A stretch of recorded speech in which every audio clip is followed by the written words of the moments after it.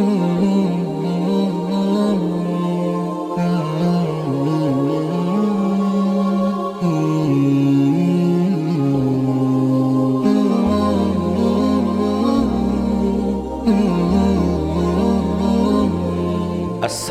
আলাইকুম ওয়া রাহমাতুল্লাহি ওয়া বারাকাতুহু।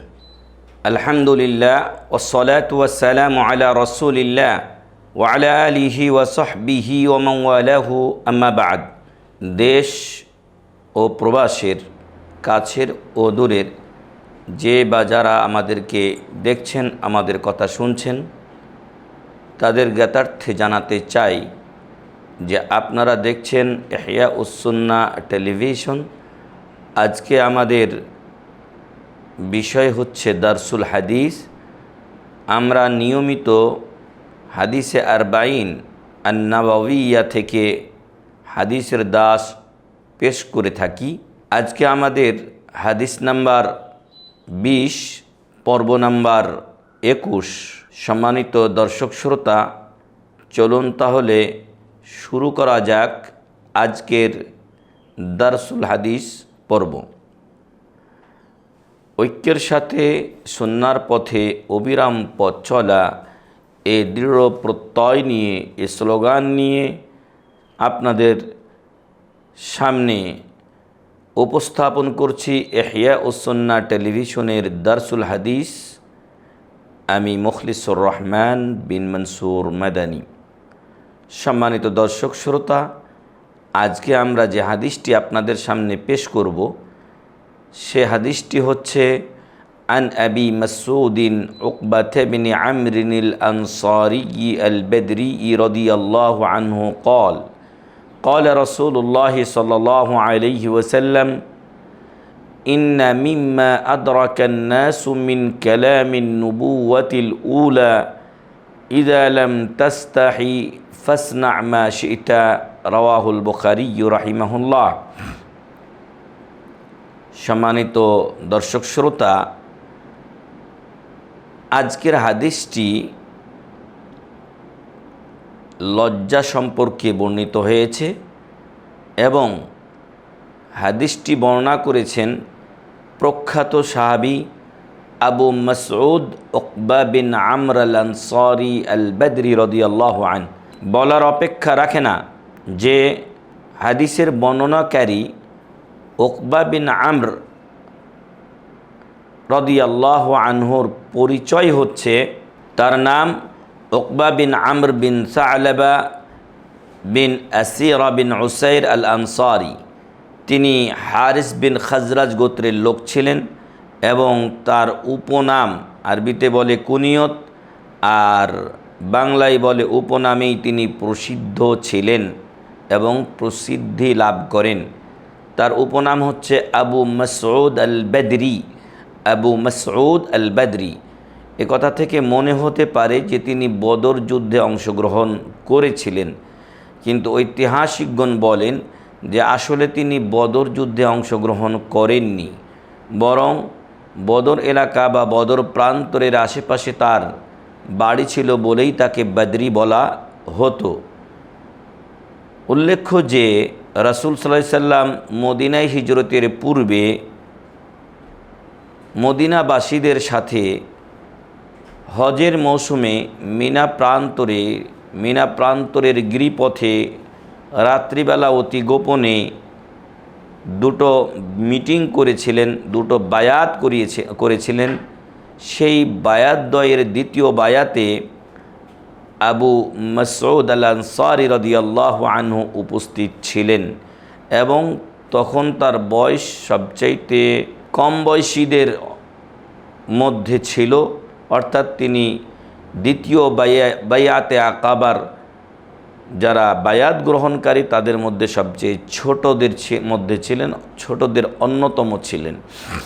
এর সাথে তিনি পরবর্তী ওহদ এবং তৎপরবর্তী সকল যুদ্ধে শরিক হয়েছিলেন। তিনি কুফাতে বসবাস করা শুরু করেছিলেন এবং আলী রাদিয়াল্লাহু আনহু সিফফিনের যুদ্ধের সময় তাকে তার স্থলাভিষিক্ত করেন, তাকে দায়িত্বশীল বানিয়েছিলেন। আর আবু মাসউদ রাদিয়াল্লাহু আনহু নিজেই বলেন, আমি স্বাধীনচেতা লোক ছিলাম, আমি কারো কোনো কিছু পরোয়া করতাম না, কে কোনো ক্ষমতাধর ব্যক্তি আর কে কত পাওয়ারফুল সে বিষয়ে আমার কোনো ভ্রুক্ষেপ ছিল না। আমি সত্য পথে চির অম্লান ছিলাম, যার ফলে আমি কঠিন সিদ্ধান্ত নিতেও কোনো দ্বিধা করতাম না। বশির বিন আমর বলেন যে আমরা আবু মাসউদ আনসারীকে বলেছিলাম রাদিয়াল্লাহু আন, আমাদেরকে কিছু ওসিয়ত করুন। তখন তিনি বলেছিলেন, আলাইকুম বিল জামাআতি, তোমরা জামাতবদ্ধ জীবন যাপন করবে।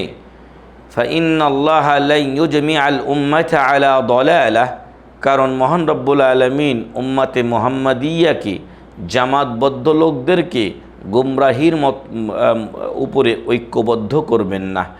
হাত্তা ইয়াস্তারিহা বাররুন আও ইস্তারাহা মিন ফাজিরিন, আর এর মাধ্যমে পরহেজগার লোকেরা আরাম পাবে, প্রশান্তি পাবে। আর যদি কেউ ফাসেক হয়, তার থেকে মানুষেরা নাজাত ও মুক্তি পায় বা পরিত্রাণ পায়। আবু মাসউদ আনসারী রাদিয়াল্লাহু আনহু 40 মতান্তরে 41 বা 42 হিজরিতে ইন্তেকাল করেছিলেন। সম্মানিত দর্শক শ্রোতা, লজ্জা সম্পর্কিত আজকের হাদিসটি অত্যন্ত গুরুত্বপূর্ণ একটি হাদিস এবং ইসলামের একটা বড় মূলনীতির এই হাদিসের উপর নির্ভর করছে। চারিত্রিক যে অবক্ষয়ে আমরা বসবাস করছি, এই হাদিস সেই চারিত্রিক অবক্ষয় থেকে বাঁচাতে আমাদেরকে সহযোগিতা করে এবং চারিত্রিক অবনতি থেকে বাঁচতে মুসলিমকে দিক নির্দেশনা দেয়। এই ছোট্ট একটি হাদিস, বেকাউলে ফাসিহিন ওয়াজিজিন, এই হাদিসের কথাগুলো অত্যন্ত স্পষ্ট, সংক্ষিপ্ত হলেও স্পষ্ট কথা। ইউআদ্দু মিন জাওয়ামি কালিমিহি আলাইহি সালাতু ওয়াসসালাম, এবং এই হাদিসটি রাসূল সাল্লাল্লাহু আলাইহি ওয়াসাল্লামের স্বল্প কথায় ব্যাপক অর্থবোধক বাণীর অন্যতম। ইবনে আত্তার রাহিমাহুল্লাহ বলেন, হাযাল হাদিসু আসলুন কবীরুন লিমান তাআম্মালা মা'নাহু, যে ব্যক্তি এই হাদিসের অর্থগুলো নিয়ে গবেষণা করবে, বিবেচনা করবে, সে বুঝতে পারবে যে এই হাদিসটি ইসলামের একটা বড় মূলনীতি। ওয়া তাদাব্বারাহু ওয়া আমিলা বিহ, এবং যে ব্যক্তি এটাকে নিয়ে চিন্তা ভাবনা করবে, সে অনুযায়ী আমল করবে, সে অবশ্যই এটা উপলব্ধি করতে পারবে। ওয়াহুয়া মিন কালামিন নবুওয়াতিল উলা মিনাল হিকামিল মুতাকদ্দিমাতি আলা আলসিনাতিল আম্বিয়া আল মুতাকদ্দিমিন ওয়াহুয়া ইউজমিউ খাইরান কাসীরা। বলছেন ইবনু আত্তার রাহিমাহুল্লাহ যে পূর্ববর্তী যে সকল নবীগণ অতিবাহিত হয়ে গেছেন, তাদের জবানে নবুয়তের যে সকল বাণী বের হয়েছে এবং তা রহিত হয়ে যায়নি, তা মানসুখ হয়ে যায়নি, তা নবী মুহাম্মদ সাল্লাল্লাহু আলাইহি সাল্লাম পর্যন্ত অবশিষ্ট রয়েছে, সেই সকল বাণীর অন্তর্ভুক্ত এবং এই বাণীতে অফুরন্ত কল্যাণ রয়েছে। এই হাদিসের শুরুতে বলা হয়েছে, ইন্না মিম্মা আদরাকান নাসু মিন কালামিন নবুওয়াতিল উলা, নিশ্চয় আগের যুগের নবীদের অবশিষ্ট যে বাণী বর্তমান সময়ের মানুষেরা পেয়েছে, এর ব্যাখ্যায় ইবনে হাজার রাহিমাহুল্লাহ বলছেন, ইবনে হাজার আসকালানি, যিনি সহিহুল বুখারীর ব্যাখ্যাকার, ফাতহুল বারীর লেখক, সাথে বুলুগুল মারাম এর লেখক হলেন ইবনে হাজার আসকালানি, তিনি বলছেন যে আই মিম্মা বালাগান নাস মিন কালামিন নবুওয়াহ, অর্থাৎ নবুয়তের যে সকল বাণীগুলো আমাদের কাছে, মানুষের কাছে পৌঁছেছে, তার অন্যতম একটা বিষয় হলো লজ্জাশীলতা এবং লজ্জা থাকা। মিম্মা ইত্তাফাকা আলাইহিল আম্বিয়া, যার উপরে সকল নবীগণ একমত হয়েছেন, তাদের শরীয়ত ঐকমত হয়েছে। আই ইন্নাহু মিম্মা নাদাবা ইলাইহিল আম্বিয়া আও নাদাবা ইলাইহিল আম্বিয়া, অর্থাৎ নিশ্চয় লজ্জাশীলতা সেই জিনিস যার ব্যাপারে উৎসাহিত করেছেন সকল নবীগণ। ওয়ালাম ইউনসাখ ফিমা নুসিখা মিন শারাইহিম, বলার অপেক্ষা রাখে না যে যুগে যুগে অনেক নবী ও রাসূলের মেলা শরিয়াত বা নিয়ম কানুন তাদের শরীয়তের মনসুখ রহিত হয়েছে, কিন্তু লজ্জার বিষয়টি এটির কোনো নবীর জামানাতেই রহিত হয় নাই। লিআন্নাহু উতবিকাত আলাইহিল উকুল ওয়াজাদ, কারণ এর উপরে মানুষের আকল ও বিবেকের যেই সঠিক চিন্তাধারা তা বাস্তবায়িত হয়। আবু দাউদ রাহিমাহুল্লাহ এবং আহমদ রাহিমাহুল্লাহ সহ অন্যরা বলেন, আন নবুয়াতুল উলা আই আন নবী আল্লাতী ক্বাবলা নবিয়্যিনা মুহাম্মাদিন সাল্লাল্লাহু আলাইহি সাল্লাম, অর্থাৎ আমাদের নবীর পূর্বে যে সমস্ত নবীগণ ছিলেন তাদের যে বাণীগুলো আমরা পেয়েছি তার অন্যতম একটা বিষয় হলো লজ্জাশীলতা ও লজ্জাবোধ করা। ইমাম ইবনে রজব রাহিমাহুল্লাহ বলেন, ইশিরু ইলা আন্না হাযা মাসুরুন আলাল আম্বিয়া আল মুতাকাদ্দিমিন, এটা প্রমাণ করে যে এই লজ্জা বিষয়টি আগের উম্মাতদের থেকে, আগের নবীদের থেকে পাওয়া একটি বিষয়। ওয়া আন্নান নাসা তাদাওয়ালুহু বাইনাহুম, আর মানুষেরা পরস্পরের মাঝে এটা যুগ যুগ ধরে পেয়েছে। ওয়া তাওয়ারাসুহু আনহুম কারনান বাদা কারনিন, আর একজন আরেকজনের থেকে যুগ যুগ ধরে এটা এই ওয়ারিস সূত্রে, উত্তরাধিকার সূত্রে লাভ করেছে। ওয়াহাদা ইয়াদুল্লু আলা আন্না নবুওয়াতাল মুতাকাদ্দিমা জাত বিহাদাল কালাম, আর এটা প্রমাণ করে যে আগের উম্মাতের লোকেরাও এই কালিমাটা পেয়েছিল এবং এই বাণী তারা প্রচার করেছিল। ওয়া আন্নাহু ইশতাহারা বাইনান নাসি হাত্তা ওয়াসালা ইলা আউয়ালি হাযিহিল উম্মাহ, এবং এই লজ্জাশীলতার হাদিসটি, এই বাণী সকলের মাঝে প্রসিদ্ধি লাভ করে, এমনকি তা আমাদের নবী মুহাম্মদুর রাসূলুল্লাহ সাল্লাল্লাহু আলাইহি সাল্লাম এর প্রাথমিক যুগ বা তার নবুয়তের যুগ পর্যন্ত এসে পৌঁছে যায়। তাহলে ইন্না মিম্মা আদরাকান নাসু মিন কালামিন নবুওয়াতিল উলা, এর অর্থ হলো যে আমরা পূর্ববর্তী নবী ও রাসূলগণের যে শরীয়ত রহিত হয়ে যায়নি এমন একটি বিষয় যা লাভ করেছি, তা হলো ইদা লাম তাস্তাহি ফাসনা মা শিত, ইদা লাম তাস্তাহি ফাসনা মা শিত, যখন তুমি লজ্জাবোধ করো না, যখন তোমার লজ্জা উঠে যায়, যখন তুমি লজ্জিত না হও, হায়া শরম তোমার চলে যায়, তখন তুমি যা ইচ্ছা তাই করতে পারো, তোমার দ্বারা সেটা সম্ভব। আওরাদা আহলুল ইলমি মা'নায়াইন লিকাউলিহি আলাইহিস সালাতু ওয়াস সালাম ইদা লাম তাস্তাহি ফাসনা মা শিত। আহলে ইলম, উলামা ইকরাম এই অংশের দুটো অর্থ করেছেন। একটি হচ্ছে যে রাসূল সাল্লাল্লাহু আলাইহি সাল্লাম এই লজ্জাশীলতার বিপরীত যে বিষয়টি তথা অশ্লীলতা, বেহায়াপনা, এসব বিষয়ে তিনি সাবধান ও সতর্ক করেছেন, এবং এর দ্বারা উদ্দেশ্য হচ্ছে যে ইদাল্লাম ইয়াকুন হায়াউন ফা'মাল মা শিত, যদি তোমার কাছে লজ্জা না থাকে, যদি তুমি লজ্জাশীল না হও, তাহলে তুমি যে কোনো অন্যায় কাজ করতে পারো, তোমার দ্বারা তখন সে অন্যায়গুলো হওয়া কোনো ব্যাপারই নয়।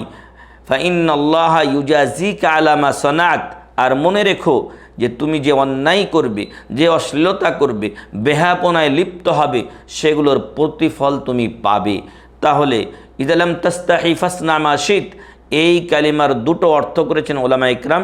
একটি হচ্ছে যে এই কালিমা বলা হয়েছে এই সতর্কতার জন্য, এই কালিমা বলা হয়েছে উম্মাদকে ধমক দেওয়ার জন্য, এবং উম্মাদকে এই শাস্তি স্বরূপ এই কালিমা বলা হয়েছে, আর সতর্ক করে দেওয়া হয়েছে যে তুমি যদি আল্লাহর বাণী না শুনো, তুমি যদি রাসূলের হাদিস না শুনে অশ্লীলতা বেহায়াপনায় লিপ্ত হয়ে যাও, তাহলে তোমার প্রতিদান তুমি আল্লাহর কাছে দুনিয়া ও আখিরাতে ভোগ করবে।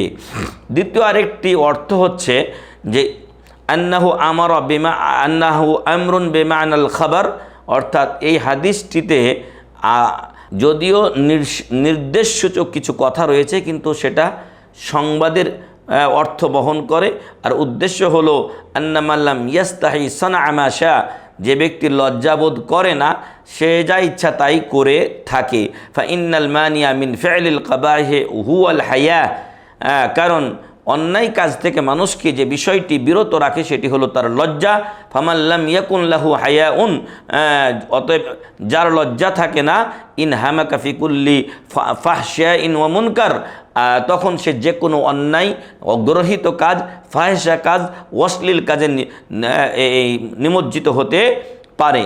যেমন কবি বলছেন, ইযা লাম তাসুন ইরদান ওয়া লাম তাখশা খালিকান, যদি তুমি তোমার ইজ্জতকে, মর্যাদাকে হেফাজত না করো এবং তুমি যদি আল্লাহকেও ভয় না করো, ওয়া তাস্তাহি মাখলুকান ফামা শি'তা ফাসনা, আর তুমি যদি মানুষকে ভয় করো, আল্লাহকে ভয় না করো, আল্লাহর কাছে লজ্জিত না হয়ে মানুষের লজ্জার ভয় করো, তাহলে তুমি যা ইচ্ছা তাই করো, অর্থাৎ তখন তোমার দ্বারা যে কোনো অন্যায় কাজ হয়ে যেতে পারে। আরবরাও এই লজ্জাশীলতাকে চরিত্রের ভূষণ মনে করত, আর তারা তাদের লজ্জা ছিল। যেমন আবু সুফিয়ান রাদিয়াল্লাহু আনহু যখন ইথিওপিয়া হাবাসাতে গিয়েছিলেন মুসলিমদের বিপরীতে, তখন বাদশাহ নাজ্জাশী যখন তাকে জিজ্ঞাসা করেছিল, তখন তিনি বলেছিলেন যে লাউলাল হায়াউ মিন আন ইউথিরু আলাইয়া কাযিবান লাকাযাবতু আলাইহি, যে যদি মানুষ আমাকে মিথ্যুক বলার ভয় না করতাম তাহলে অবশ্যই আমি মুহাম্মদ সাল্লাল্লাহু আলাইহি সাল্লামের বিপরীতে মিথ্যা কথা বলতাম। কিন্তু যেহেতু তিনি মিথ্যার ভয় করেছিলেন যে লোকেরা আমাকে মিথ্যুক বলবে, এই লজ্জা আমার হওয়ার দরুন আমি মুহাম্মদ সাল্লাল্লাহু আলাইহি সাল্লামের উপরে মিথ্যারোপ করিনি, সত্য কথা তিনি বলেছিলেন বাদশাহ নাজ্জাশীর দরবারে নবী মুহাম্মদ সাল্লাল্লাহু আলাইহি সাল্লাম সম্পর্কে। তাহলে খেয়াল করে দেখুন যে একজন কাফের অবস্থায় ছিলেন আবু সুফিয়ান রাদিয়াল্লাহু আনহু, তখনও তিনি হায়া ও লজ্জাবোধ ছিল তার। কিন্তু দুঃখজনক হলেও সত্য, আমরা এমন এক পরিস্থিতিতে এসে পড়েছি যখন আমাদের হায়া ও লজ্জা চিরবিদায় নিয়েছে আমাদের কাছ থেকে। আজকে নারীদের লজ্জা বলে কোনো জিনিস নেই। আজকে পুরুষের থেকে নারীরা বেশি বেহায়াপনা পোশাক পরিধান করে। পুরুষেরা টাকনার নিচে কাপড় পরে, কিন্তু নারীরা টাকনার উপরে কাপড় পরে, আবার ছিঁড়া ফাটা পরে। পুরুষেরা একটু শালীন হয়ে নিজেদের শরীর ঢেকে থাকে এমন প্যান্ট পরে, কিন্তু মহিলারা বিভিন্ন ধরনের অঙ্গভঙ্গিমূলক বিভিন্ন জামা কাপড় পরে, যা তার শরীরকে পরপুরুষের সামনে স্পষ্ট করে দেয়। আর প্রেম নামী ভাইরাস তো আমাদের ঘরে ঘরে আজকে ঢুকে গেছে। আর প্রেম নাকি পাপ নয়, প্রেম নাকি এক পবিত্র জিনিস। লা হাওলা ওয়ালা কুওয়াতা ইল্লা বিল্লাহ। আজকে লজ্জাশীলতা কোথায় চলে গেছে যে একজন নারী সে অপর পুরুষের সাথে অবৈধভাবে কথা বলছে, তাকে তার দেহ দিয়ে দিচ্ছে, তার মন দিয়ে দিচ্ছে বেআইনিভাবে, শরীয়ত বহির্ভূতভাবে, তাতেও সে কোনো লজ্জাবোধ করছে না। তাই তো নবী মুহাম্মদ সাল্লাল্লাহু আলাইহি সাল্লাম বলেছিলেন, ইযা লাম তাস্তাহি ফাসনা মা শি'ত, তোমার লজ্জা না থাকলে তুমি যা ইচ্ছা তাই করতে পারো। তাই সম্মানিত দর্শক শ্রোতা, আমরা এখন দেখতে পাই যে আমাদের সমাজে নারী পুরুষেরা তারা পরস্পর কোনো বিভাগ থেকেই আমরা আজকে নিরাপত্তা পাই না। নারীরা আজকে অবাধে অন্য পরপুরুষের সাথে মেলামেশা করছে। এমনও তো আজকে সমাজে আমরা দেখছি যে মুসলিম নামের কলঙ্ক কিছু মেয়েরা এই হারাম প্রেমে এই হারাম প্রেমে পা দিয়ে তারা হিন্দুদের সাথেও প্রেম করছে। নাউজুবিল্লাহি মিন জালিক। এরা মুসলিম নামের কলঙ্ক। এদের বাপ মা আছে বলে মনে হয় না। এদের খোঁজ নেওয়া দরকার। আপনার মেয়ে কার সাথে যায়, আর কার সাথে উঠা বসা করে, কোথায় যায়, কার সাথে কথা বলে, এগুলো পিতামাতার দায়িত্ব। আপনারা আপনাদের ঘরগুলোকে এখনও সংরক্ষণ করার চেষ্টা করুন, নতুবা এমন এক সময় আসবে যে আপনার মেয়ে হিন্দুর সাথে পালিয়ে যাবে, হিন্দু তাকে ভোগ করে তার পেটে এই মালাউনের সন্তান দিয়ে আপনাকে লজ্জিত করবে, আর একদিন সে উদাও হয়ে যাবে। এবং বাস্তবে ঘটছে তাই। অতএব সম্মানিত দর্শক শ্রোতা, এ ব্যাপারে যেন আমরা সতর্ক হই, আমাদের নারীদেরকে সতর্ক করি এবং মুসলিম মা ও বোন যারা আছেন প্রেমের এই জ্বরে উতলাইয়া উঠবেন না, বরং যদি আপনার বিয়ে শাদীর প্রয়োজন হয় অভিভাবক মহলে বলে ভালো জায়গায় আপনি বিয়ে করুন, কিন্তু এই অবৈধ পথ নেবেন না। অবৈধ পথ যদি গ্রহণ করেন তাহলে আপনি প্রস্তুত থাকুন, আপনার নিম্ন দেশ দিয়ে জাহান্নামের আগুন জ্বালিয়ে আপনাকে শাস্তি দেওয়া হবে। কারণ ওই নিম্ন দেশ আপনার যত উত্তেজিত হয়েছিল সেইভাবে সেটাকে ঠান্ডা করে দেওয়া হবে জাহান্নামের আগুন দিয়ে, নাউযুবিল্লাহি মিন যালিক। অনুরূপ পুরুষ যারা আছে তারা দুধে দেওয়া নয়, এ সমস্ত পুরুষেরাও অন্য নারী পেলে অথবা পরকীয়ার সুযোগ পেলে তারা ছেড়ে দেয় না, এরাও অন্যের নারী নিয়ে খেলা করে। অতএব সম্মানিত দর্শক শ্রোতা, আজকের হাদিস এক গুরুত্বপূর্ণ মূল পয়েন্ট আমাদের এবং একটি মূলনীতি, লজ্জাশীলতা, হায়া, শরম, এই বিষয়গুলো আপনার অলংকার। যদি এই লজ্জা না থাকে আপনার মাঝে পশুর মাঝে আর কোনো পার্থক্য থাকে না, আপনি যে কোনো অন্যায় করতে পারেন। তাই আমাদের সমাজে অনেক সময় দেখা যায় যারাদের সাথে বিয়ে জায়েজ নয় এদের সাথে পর্যন্ত ফাহেসা অশ্লীল কাজ হয়ে যাচ্ছে, কারণ লজ্জা উঠে গেছে। লজ্জা মানুষের মাঝে আজকে নেই। তাই আসুন রাসূল সাল্লাল্লাহু আলাইহি সাল্লামের মুখ নিঃসৃত এই একটি গুরুত্বপূর্ণ, ছোট হলেও গুরুত্বপূর্ণ একটি হাদিস আমরা আমাদের মনে গেঁথে নেই। লজ্জাশীলতাকে আমাদের ব্রত বানিয়ে নেই, লজ্জাশীল হই আমরা, আমাদের নারীদেরকে আমরা এই ব্যাপারে নসিহত করি। আল্লাহ রাসূল সাল্লাল্লাহু আলাইহি ওয়াসাল্লাম একদিন এক জায়গায় বসেছিলেন, তার পায়ের যে কাপড় ছিল সেটা উরু পর্যন্ত তার উঠানো ছিল। আবু বকর ওমর আসলেন, তখন তিনি সেটা আর ঢাকলেন না, কিন্তু যখন ওসমান আসার কথা শুনলেন তখন তিনি তার ওই পায়ের যে কাপড়টা সেটা টাকনার নিচে নামিয়ে দিলেন।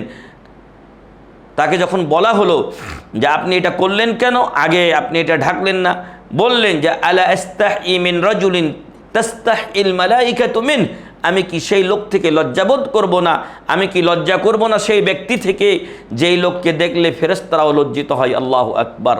অতএব ওসমান রাদিয়াল্লাহু আনহুর মতো লজ্জাশীল হন, পরনারীর সাথে এই যে কোনো মুহূর্তে কথা বলতে পারাটাকে সুযোগ মনে না করে এটাকে জাহান্নামে যাওয়ার কারণ হিসেবে দেখুন, তাহলেই আপনি হেফাজতে থাকতে পারবেন। সম্মানিত দর্শক শ্রোতা, ওমর রাদিয়াল্লাহু আনহু বলছেন যে মান কাল্লা হায়াউহু কাল্লা ওয়ারউহু, যে ব্যক্তির লজ্জা কমে যায় তার আল্লাহ ভীরুতা কমে যায়। ওমান কাল্লা ওয়ারউহু মাতা কলবুহু, যার আল্লাহ ভীরুতা কমে যায়, আল্লাহ ভীরুতা যার অন্তর থেকে উঠে যায় তার অন্তর মরে যায়।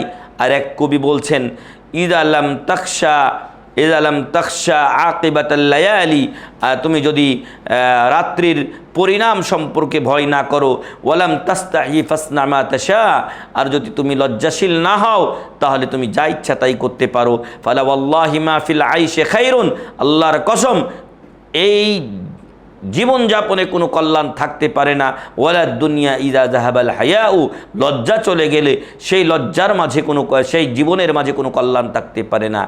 ইয়াঈশুল মারউ মাস্তাহিয়া বিখাইরিন, আর যতদিন পর্যন্ত মানুষ লজ্জাশীল থাকে ততদিন সে কল্যাণে থাকে। ওয়ায়াবকাল উদু মা বাকিয়াল লিহাউ, আর যতদিন মানুষের মা বাকিয়াল হায়াউ, আর মানুষের মাঝে ততদিন সুঘ্রাণ থাকবে যতদিন মানুষ লজ্জাশীল থাকবে। অতএব যখন আপনার লজ্জা চলে যাবে আপনার সুনাম সুখ্যাতিও চলে যাবে।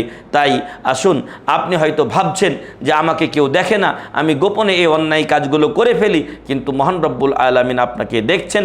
আসুন সম্মানিত দর্শক শ্রোতা, আমরা লজ্জাশীলতাকে আমাদের ব্রত বানাই, আমাদের অভ্যাসে পরিণত করি।